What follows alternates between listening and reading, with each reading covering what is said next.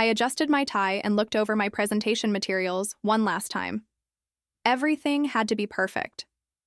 Tonight wasn't just another family dinner at my sister Emma's big house. It was my chance to finally prove that I had made something of myself. After spending years working hard in silence and making smart investments through my company, Peter Capital, I was ready to talk about my biggest project yet. But I needed financial support, and that's why Monarch Bank was important. My brother-in-law, Gary Stevenson, was a high-level executive there. It was a strange twist of fate. 11 years ago, Gary was the same man who rejected my first business loan. He said my ideas were silly and unrealistic. Now he walked around family events like he was a hero, always reminding everyone how he saved my sister by marrying her and giving her a better life. When I arrived at the mansion, Emma greeted me at the door with a quick kiss on the cheek. She looked different than the sister I remembered. The girl who used to stand up for me in school was now more focused on impressing rich people than staying close to her own family. "You look very professional," she said while glancing at my simple suit. I could tell she wasn't impressed. "Gary just got back from Genoa. You should see his new Italian suits." As I walked into the dining room, I took in the surroundings. It was filled with expensive furniture, big chandeliers, and paintings that looked like they were pretending to be more valuable than they really were. Everything in the room screamed, "Look how rich we are!" Gary sat at the head of the long table, acting like he was the king of the world. Around him were other bank executives and their wives. When he saw me, he said loudly, "Paul, the small business genius, graces us with his presence." Everyone laughed. It felt like I was the joke. "Still running that little company of yours?" he asked with a smirk. "What's it called? Pigeon Capital?" "Peter Capital," I replied quietly, trying to stay calm. "And actually, that's what I came to talk about. I have a business proposal." "Oh no, not another one," Gary interrupted, rolling his eyes. "Remember his last idea, honey? What was it? Affordable housing?" He laughed loudly. "As if anyone wants to invest in something like that." Emma gave a nervous little laugh and looked away. "Paul, maybe this isn't the right time," she said, but I didn't back down. "The proposal is strong," I said, setting up my laptop. I wasn't going to let the past or their opinions stop me. Tonight, I was going to speak up, and finally, I was ready to be heard. I stood up and began my pitch. "We're working on a $3 billion development project," I said, keeping my voice steady. "It includes eco-friendly housing, stores, and community centers. We just need funding from Monarch Bank." Gary, my brother-in-law, was sipping wine when I said the number. He almost choked. $3 billion? He shouted, then burst out laughing. "Have you completely lost your mind?" Others around the table joined in, laughing with him. He looked me up and down and said, "You can't even afford a proper suit, and now you want to play with billions of dollars?" His words stung, but I didn't let it show. "The numbers work," I said, opening my laptop and showing my presentation. "If you just take a look, you'll see the value." But Gary slammed his hand on the table, cutting me off. "Do you want to know why you'll never succeed?" he snapped. "Because you don't understand how real business works. This world isn't about helping people or building communities. It's about power. And you, dear brother-in-law, have none." He stood tall and adjusted his expensive Italian suit. "Tomorrow morning, I'll be presenting to the Monarch Bank Board about our newest acquisition. Real business, big money, something you'll never understand. So go back to your tiny dreams, Paul. That's the only place you belong." People at the table forced more laughter, trying to impress Gary. At that moment, my phone buzzed in my pocket. I glanced at the screen. It was a message from my lawyer. It read, "Documents confirmed. Transfer complete. You now own 55% of Monarch Bank shares. Board meeting is at 10 a.m. tomorrow. Ready to meet your new employees?" I looked up, slowly from my phone. Gary was still smiling, thinking he had won. I gave a small smile in return. Tomorrow would be very different. The next morning, I arrived at Monarch Bank's headquarters at 9:15 a.m., wearing the same simple suit from the night before. The security guard, who had turned me away many times before, blinked in surprise. When I walked in confidently, "Mr. Peter?" he asked.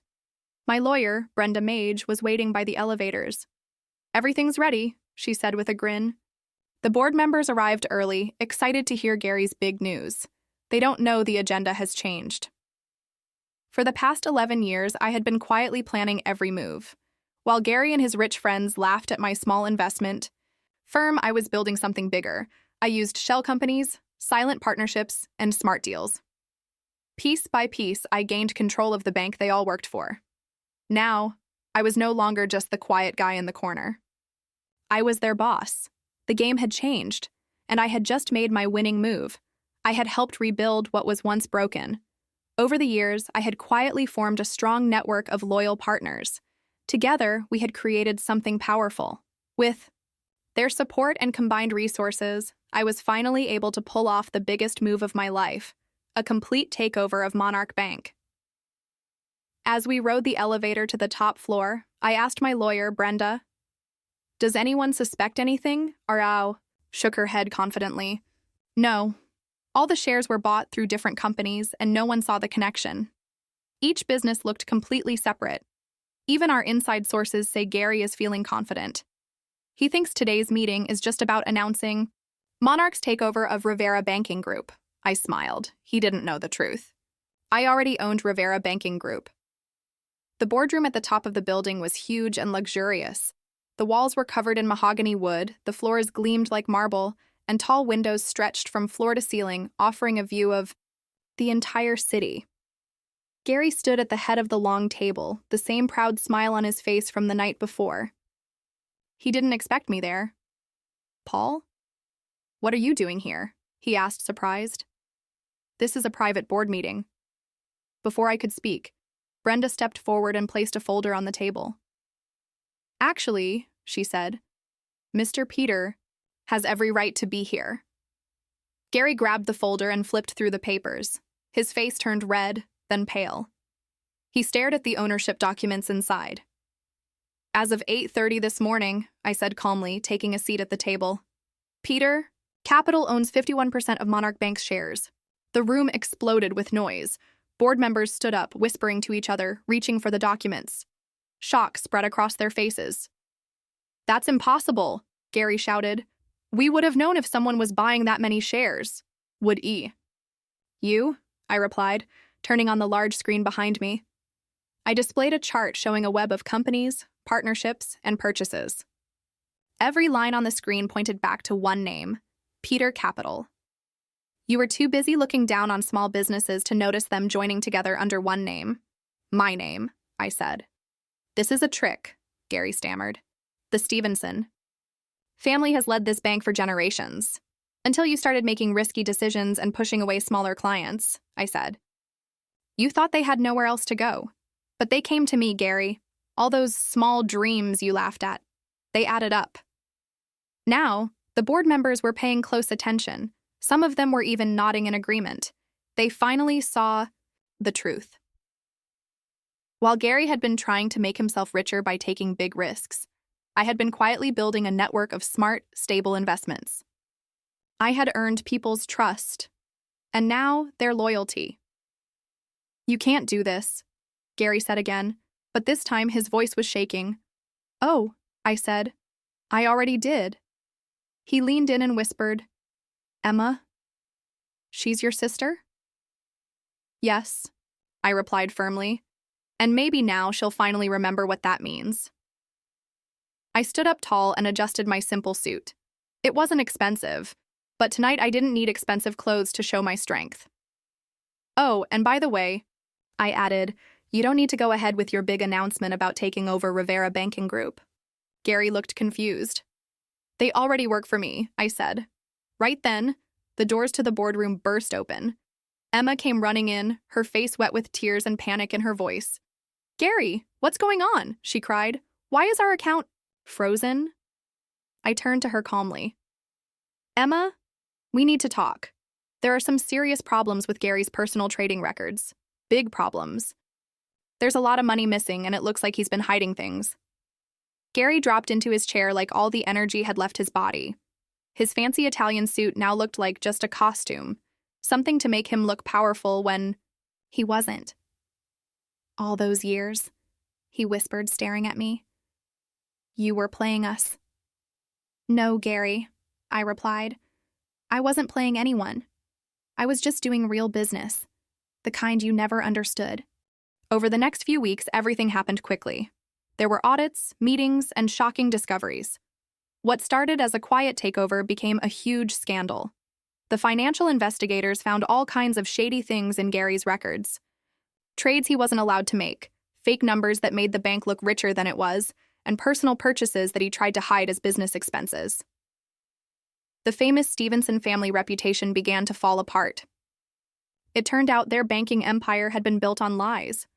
I sat in my new office, Gary's old office, looking over the latest reports when Emma came in. Her eyes were full of anger. "How could you do this to us?" she shouted, slamming her hands on my desk. "Do you know what people are saying? Our friends won't even speak to me." "Your friends?" I asked, looking up. Or were they really just Gary's friends? "What's the difference?" she snapped. "He gave me everything. A beautiful life, respect, status." "Respect?" I said, standing and walking to the tall window. "Let me show you something." I pulled up video footage from a recent board meeting.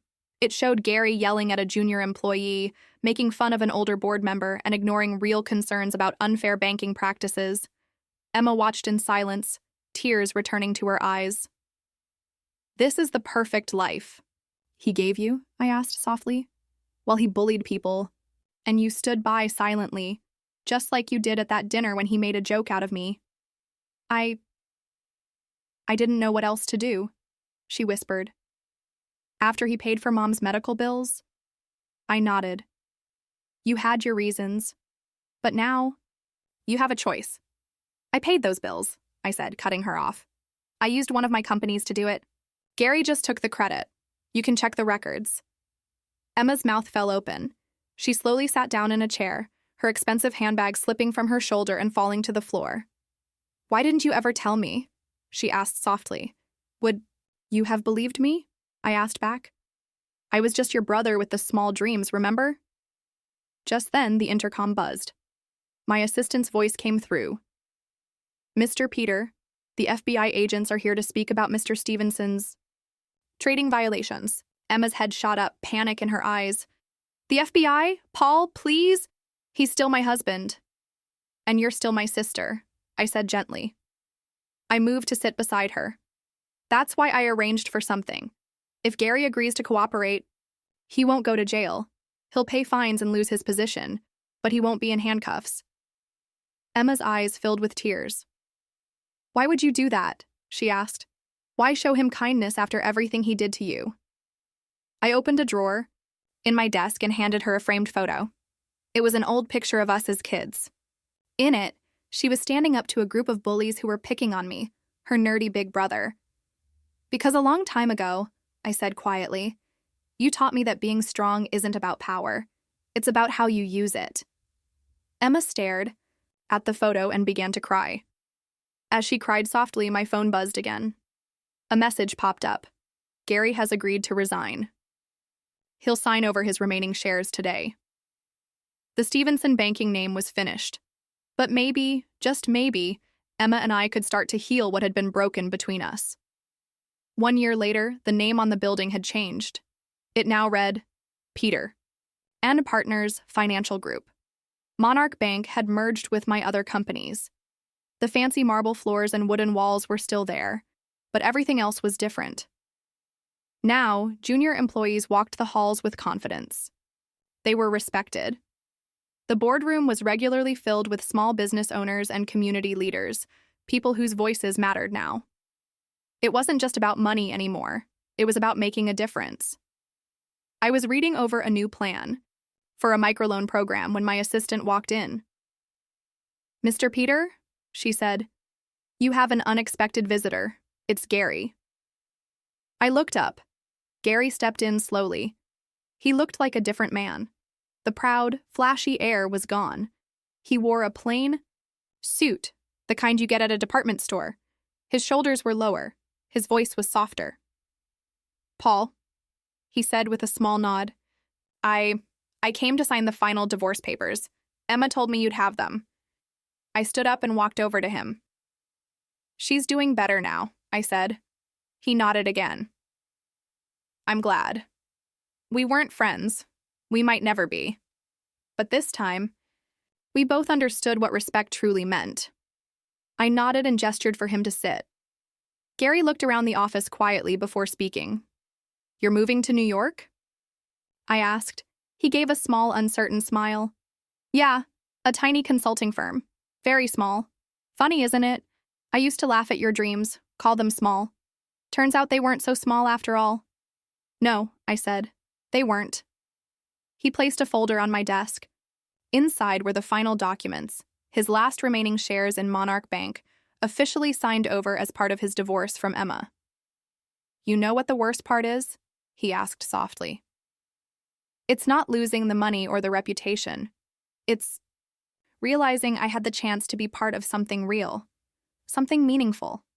Your plan for honest banking, helping local businesses, building up communities, I could have helped. I could have stood with you instead of against you. Yes, I said quietly. You could have. He sighed and looked down.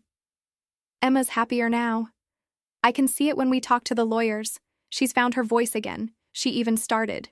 That children's charity she always talked about? The one you said was a waste of time, I added. He gave a sad little laugh. I deserve that, and probably more. Then he stood up, straightening his plain tie. No more expensive suits or polished shoes, just a regular man now trying to move forward. For what it's worth, he said, I'm sorry, not just for that awful dinner or the loan you needed years ago, but for all of it. You were the better man, Paul. You always were. After Gary left, I walked through the office, past rows of desks where people worked with focus and pride.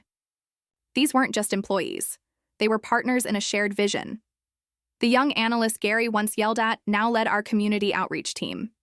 The elderly board member, whose worries about ethics were once dismissed, had helped shape our company's main values. Emma's charity now filled the entire 10th floor, offering care and resources to children in need.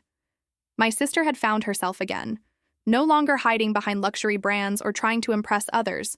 She was doing what mattered. Some days, she'd stop by my office during lunch. We'd talk and laugh about the past, slowly fixing the bond we lost. That evening, as I prepared for a board meeting, my assistant came in with a loan request. From a small bakery downtown, she said, The owner says she met you about 11 years ago. I smiled and took the file. I knew the name instantly. She was the woman who used to give me free coffee when I was just starting out, struggling to get Peter Capital off the ground. And now, after everything, I could finally return the favor. Back when I was just starting Peter Capital, things were hard. I had almost no money, very little support, and no one believed in my dream. Most people laughed at me. Some said I should give up and get a real job. Others just ignored me altogether. But not everyone. There was one person who saw something in me during those difficult days, a kind woman who ran a small bakery downtown. I couldn't afford her coffee most of the time, but she would smile, pour me a cup anyway, and tell me to keep going. Don't give up, she'd say. Small dreams grow into big things. Her kindness meant more than she probably ever knew. Now, years later, her loan application sat on my desk. She wanted to expand her bakery, hire more staff, add a small seating area, and even start a baking class for local kids. I read over every word, remembering the days when I sat in her shop, notebook in hand, trying to sketch out a future no one else could see. I picked up my pen and signed the approval form. On the line for special comments, I wrote, "Approved," with compliments, from the small dream believer. Sometimes, the best kind of revenge isn't about getting back at the people who doubted you or tearing down those who tried to stop you. No, the best kind of revenge is quiet. It's building something great, something real, that proves them all wrong. Gary had been right about one thing. Business is about power, but he never truly understood what that meant. He thought power was about control, about showing off, taking credit, and keeping others below you. He believed power came from how much you owned or how many people feared you. But real power is different. True power is not in what you can take from others. It's in what you can help others build. It's in lifting people up, not pushing them down. It's in believing in dreams no matter how small they seem at first. That's what Peter and Partners is all about now. It's not just a company, it's a mission. We support small business owners, we invest in communities, and we help turn ideas into realities. And every time we do, I think back to the people who once looked down on me. And I smile. Because the truth is, I didn't just build a company, I built a future. For me, for my sister, for the people who believed in me, and even for the ones who didn't. And that is the kind of power that lasts.